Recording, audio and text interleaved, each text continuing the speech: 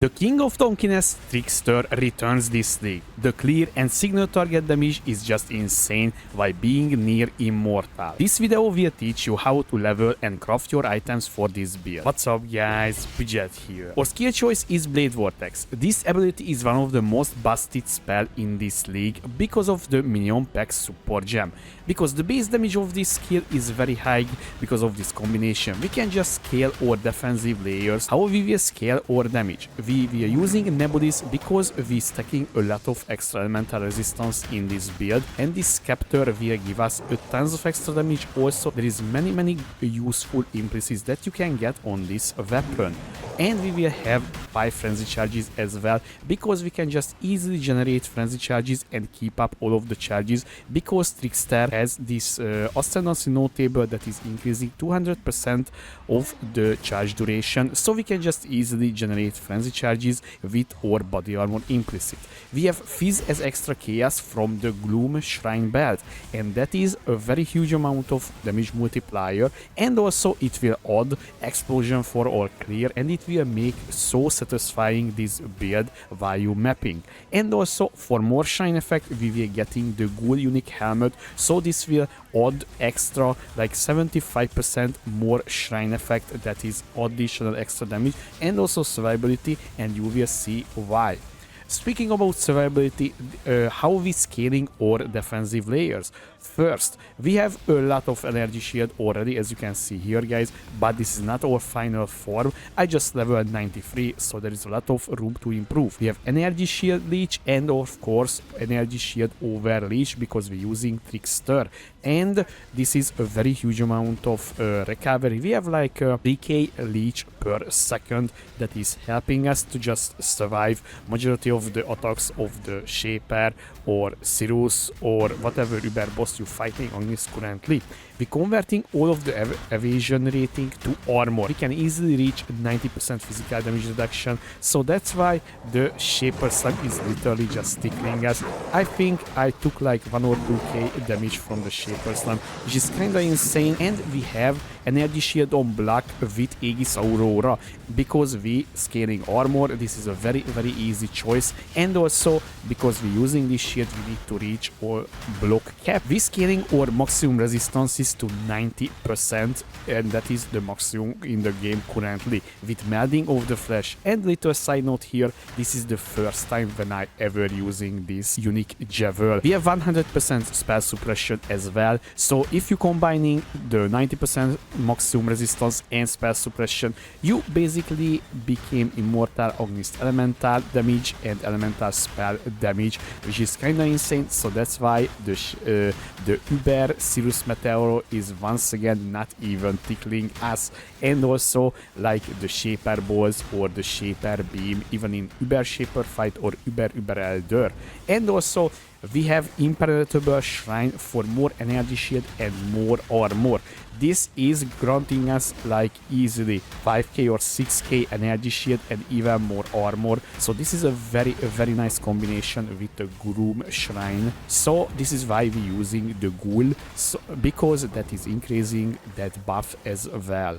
As always for my builds, I including a well-written note section as well, and you will find there very useful things such as like how to level this build, what spectre to use, when to swap, and what map mods do not run, and also the regex for it as well, and also a full written crafting section as well, because there is a lot of items in this build that is normally would be super expensive if you're trying to purchase from other players, but this is much cheaper to just craft by yourself. You can also learn a little bit about crafting. Now let's talk about the items. This build contains a lot of unique items, so let's start with the scepter. We're using Nebulis Synthesis Void unique scepter because this unique weapon has this 9 increased elemental damage per 1% fire, cold or lightning resistance above 75%. So this scepter gives us a lot of damage, and also it can have very nice implicits,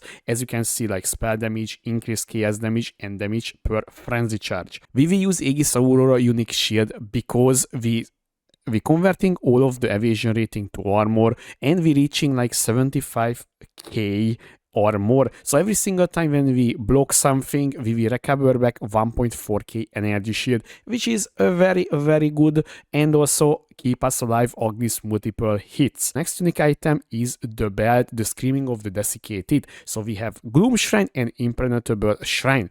The Impenetrable Shrine will increase our armor, evasion, and energy shield at the same time. So this is a very useful item for us. And also Gloom Shrine, so we will gaining extra chaos damage, and also we will explode the enemies, and this gives us the very nice clear by mapping. And because of that, we're using the ghoul. So the only reason we're using the ghoul helmet because this has increased shrine effect buffs on you. So this shrine buffs getting multiplied with this one, so that is a very useful unique item once again. And also I was lucky for this one because I purchased this helmet for 1 divine, because if you taking a closer look, this has a little bit higher buff effect than normally the other ghoul helmets. Fullborn loop of all, because this will provide us increased global defenses, and global defenses increased energy shield, armor, and evasion at the same time. So this is an additional multiplier for our defensive layers, and also providing us a lot of elemental resistance, because we need a lot because of the melding of the flesh. You will see in a second. And we're using Chevron's Revelation, because this ring, if you're putting this ring slot, it will grant you 300 maximum energy shield and also 40 mana regen per second, which is very useful, because normally you cannot really recover mana with this build, just only with your mana regen, but this is literally solving all of the issues. Although there is a drawback, you cannot recharge or regenerate energy shield, but we have a lot of energy shield on black and also leech, so this is not a problem. And I'm using here the Ashes of the Stars, and we anointing on the as the maintain for the block cap chance. And the reason we're using Ashes of the Star, because this is a budget option for this build, because +1 to our skill gems, literally you getting boosted all of your auras, your respector, your skill gem, everything, and also the quality as well. Pretty damn nice. And we using a few rare items as well in the build, and once again guys, all of them is made by me. So let's start with the gloves. The gloves is energy shield blazed warlock gloves, and honestly I made this one from the scratch. So this is why it has 27% quality and 96% increased energy shield fracture. I fractured by myself this one. So in the notes section guys, you will find how you can make these gloves from scratch as well, if you need that one. I'm using warlock boots, because this is also providing us a lot of energy shield, and also this is how we getting elemental avoidance in this build, because we're using the Ancestral Vision once again. And the ring is a cryonic ring, because this is provide us maximum cold resistance, because you will see why we need maximum cold resistance. And also this is a Crusader base, so we can have increased maximum energy shield on this one. I used elemental resistance catalyst on it, so I can have much more resistances, because this build requires a lot of resistance. And finally, the body armor. The body armor is super important. The better body armor you have, the better your survivability will be. Simple as that. And this is also in the notes section as well, how you can craft this bad boy. And honestly guys, so I have 20% suppression fracture on this one, but you don't need that one that much, so you can lower down a little bit on that one. So play around with your PoB, how much suppression you need for the 100% and also for the avoid being inflicted elemental ailments. The passive tree looks like this. It goes everywhere. There's a lot of circle going on and also a lot of tattoos. So let's start from this part. We're using Light of the Meaning energy shield Javel here with the good old Unnatural Instinct combination, so this will provide us a lot of spell damage, cost speed, movement speed as well, and also it will provide us energy shield, because it's allocating all of these nodes as well. So the Light of the Meaning Javel, we are getting boosted by this, and this is increasing our energy shield by a lot, 1.6k already.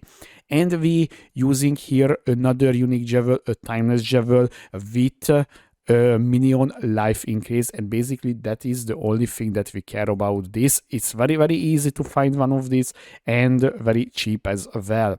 And I'm using free cluster Jewel, as you can see here. So let's start in the bottom about this one. So we're using here prodigious defenses, drive the distraction. Drive the distraction, not doing anything, guys. Absolutely not. I just needed the prodigious defenses so I can cap my spell block and my attack block chance. So that's why I'm using this one. And the other cluster is the same, so do not think about this too much. The drive the distraction, once again, not doing anything. End up here, we're using one single Mage Hunter and Conjured Wall, because every single time when we casting a spell, we were getting spell block, and we were casting pretty often or Blade Vortex or Flame Dash or even or Curse. And the Mage Hunter will provide us even more spell block and also a little bit spell damage as well. We're using one single unique replica Recklessness defense because this is adding us spell block and also attack damage block, which is very welcomed for this build. This is how we can reach the block cap. And we're using Ancestral Vision. We was talking about this one. Modifiers to chance to suppress spell damage also applies to chance to avoid elemental ailments, 50% of their value. This is very useful. And also we're using a Watcher Eye with gain maximum mana as extra maximum energy shield while affected by clarity, and also suppression chance while affected by grace. Very useful stuff. And honestly, guys, so only the suppression part is very necessary because the other one is just providing us like 300 energy shield. I just got this one for cheap, so that's why I'm using it. And we're using Melding of the Flesh unique Jewel. This is what makes us to reach 90% all maximum resistances, because elemental resistances are kept by your highest maximum elemental resistance instead. That's why we're using Aegis Aurora. This is providing us a lot of maximum cold resistance. We're using Purity of Ice, that is additional maximum resistances, and also we're using a lot of rare jewels with maximum cold resistance. For more precise, we will need 3 of this. And also I'm using on this one maximum energy shield and minion life, because the minion life is more damage for us. So this jewel is kind of hard to make, and honestly I was just purchasing from other players, but also in the note section I included how you can craft this one on your own. And I mentioned we're using a lot of tattoos because we need stun immunity, and this is how the easiest way to get stun immunity in this build. Literally, we're just using 10 of this, so we will have 100% avoid being stunned, and that is how we're getting stun immunity in the build. And the Ascendancy, guys, we're using Escape Artist, Soul Drinker, and Swift Killer. Now the Swift Killer is very important because, as you can see here, my Frenzy Charges is generating even my hideout, because we're using gain a Frenzy Charge every 15 seconds. You can get a little bit lower, but honestly it's not a big deal, even if you need to wait a little bit that one, because this will keep up all the time because of your Ascendancy notable. And we using a Nameless Bloodline, and we can use an additional ring slot, so that's why we have 3 ring in our build. Although we are not able to use utility flasks, but because of the belt we already not using it, so this is just a win-win situation. Very important part of this build, because we're using Trinity. You need to have at least 2 elements that is resonating with each other.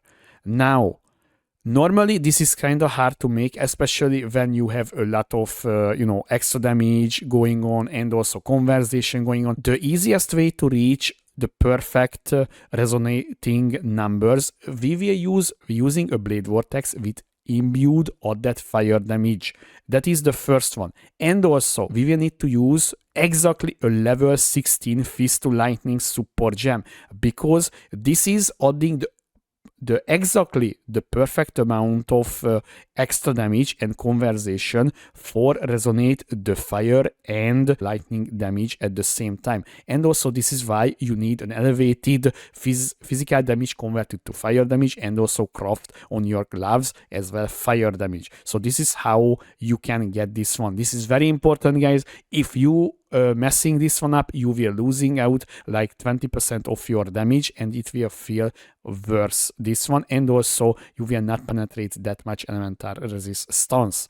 So now the skill gems, guys. We're using Blade Vortex with impute added fire damage, and also we're using Minion Pact. This is very straightforward. We're using Trinity support. We already talked about this. Greater Unleash. Invert the rules. This is a very strong as well, because it will literally do what is the support gem says for the very huge amount of extra damage. And Fist to Lightning, once again, level 16. In the gloves, we using Punishment with Arcane Surge and Flame Dash. Every single time when we flame dashing, we will gaining the Arcane Surge buff, and also when we using our curse, this will be getting activated, and also it will grant us a little bit cost speed and mana regen rate. And we using Purity of Ice to level 21, very important, and I'm using Grace, Clarity, and Temple Shield. In the shield, I'm using Shield Charge with faster attacks and momentum support. In the helmet, we're using Companionship support, Respector, Empower level 4, and Minion Life. And in the weapon, we're using Molten Shell, cost 1 damage taken, and more duration. And guys, basically that is the build. This is how Trickster come back live, and honestly, I'm so happy about this. I was enjoying every single minute while I was leveling this one and while I was putting together and crafting for this build. And this is not our final form, so expect a little bit more update video about this character, because this will be maybe my Waldo map farmer. This is where is Waldo Puget is the character name. So till then, guys, I hope you enjoyed this build guide video. If you have any question, please leave a comment below, or you can find me on twitch.tv/Puget2. Thanks for watching. I was Puget. See you next time.